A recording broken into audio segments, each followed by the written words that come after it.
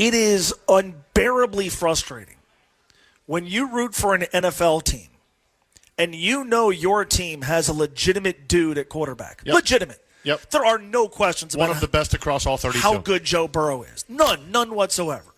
You know, at the most important position, the hardest to fill position, arguably, in all of sports, you've got a dude, and you still can't win with him, either because you don't support him, you don't surround him well enough, or you can't protect him. It is that, to me, as a sports fan, there's lots of things that frustrate you. There's lots of things that disappoint you. That, to me, is the most frustrating.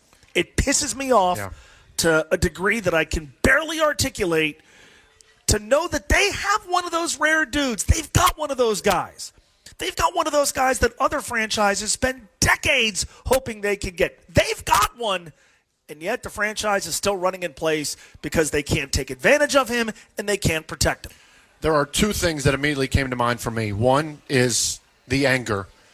And I think the anger that anyone's feeling is justifiable, because if you followed along to anything you and I have done, we've talked about the O-line and the way it just doesn't fit since Joe Burrow's been here. Mm-hmm. And since Joe Burrow's been here, and every time he goes through an injury, and every time the year after he's got to go back for comeback player of the year, we say the same thing. You better do more to protect the guy. You better do more to protect the guy.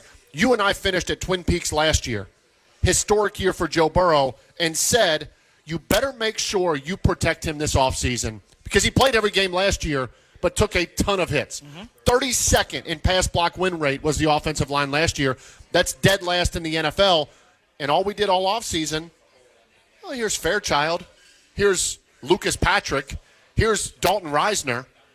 No one felt confident about that. No. And at the rear of that, Orlando Brown Jr. has seemingly taken a step back. Mm-hmm. Karras is okay. They have no depth. We saw that when Cody Ford came in for Amarius Mims yesterday. The term malpractice gets thrown around a ton.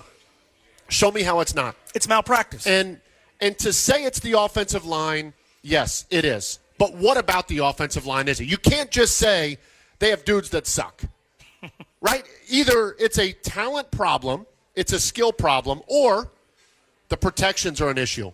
The coaching is an issue. The scheme is an issue under Zach Taylor, or the talent evaluation under Duke Tobin is a problem. Because we spent countless times last year saying what? It just doesn't feel like the personnel matches the scheme. Mm-hmm. And we went into the offseason and said Zach Taylor and Joe and Duke Tobin got to sit down and figure out what this is going forward. But here we are again, and I'm wondering, for a team that ran it for 2 yards a carry in week 1, 2.8 yards per carry in week 2, has Joe Burrow hurt again? Does the scheme and the personnel match?